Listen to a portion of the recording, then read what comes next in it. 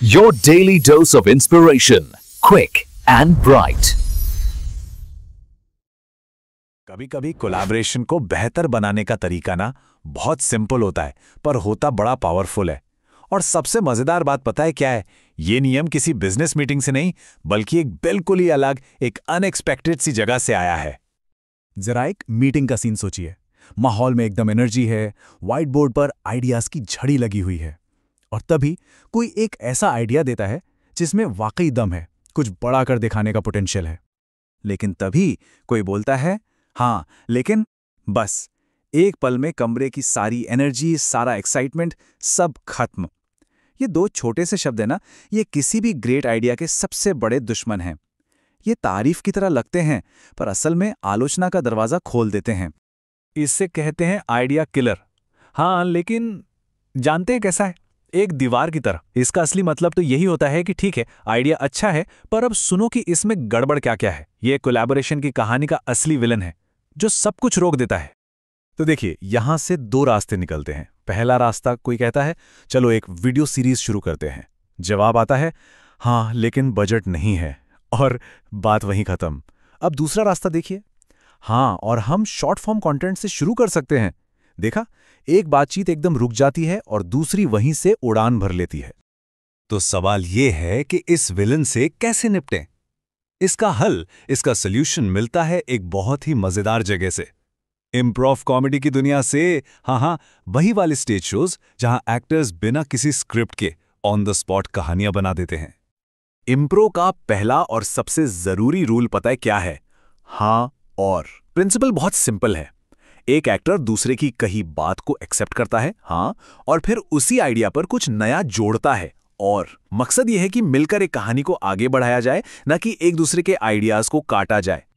और सच कहूं तो यही इसकी असली खूबसूरती है। गोल किसी आइडिया को ब्लॉक करना नहीं, बल्कि उस पर बिल्ड करना है। इसको ऐसे समझिए जैसे सब मिलकर एक टावर बना रहे हैं। हर कोई एक नया ब्लॉक ऊपर रख रहा है, ना कि किसी और के रखे ब्लॉक को हटा रहा है। तो ये रूल काम कैसे करता है? मतलब प्रैक्टिकली से कैसे देखें? असल में ये एक 2 स्टेप माइंडसेट है जो क्रिएटिविटी को बढ़ावा देता है। पहला स्टेप है हाँ, मतलब अफर्म करना, किसी भी आइडिया को बिना किसी शर्त के एक्सेप्ट करना। इससे ना एक सेफ स्पेस बनता है जहां लोगों को डर नहीं लगता। और दूसरा स्टेप है और, मतलब कंट्रीब्यूट करना, उस आइडिया में कुछ नया जोड़ना, उसे आगे बढ़ाना। इसी से तो मोमेंटम बनता है। ये जो फर्क है ना, वो एक क्रिटिक और एक बिल्डर के बीच का है। हाँ, लेकिन ये एक क्रिटिक की आवाज है जिसे हर चीज में बस प्रॉब्लम्स दिखती हैं, और वहीं दूसरी तरफ हाँ और, ये एक बिल्डर की सोच है जो प्रॉब्लम्स नहीं, पॉसिबिलिटीज देखता है, जो कोलैबोरेशन को आगे बढ़ाता है। और ये मत सोचिए कि ये रूल सिर्फ ब्रेनस्टॉर्मिंग मीटिंग्स के लिए है। नहीं, बिल्कुल नहीं।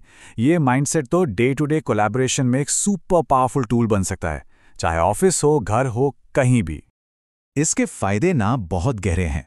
सबसे पहले तो इससे साइकोलॉजिकल सेफ्टी बनती है, मतलब एक ऐसा माहौल जहां लोग क्रिएटिव रिस्क लेने से डरते नहीं। फिर ये एक्टिव लिसनिंग को प्रमोट करता है, कोलैबोरेशन में स्पीड लाता है, और आखिर में इससे रिश्ते भी तो बेहतर होते हैं। इम्प्रो की दुनिया में एक बहुत फेमस कहावत है, गलतियां नहीं होती, सिर्फ मौके होते हैं। और हाँ, और की फिलॉसफी बिल्कुल यही है।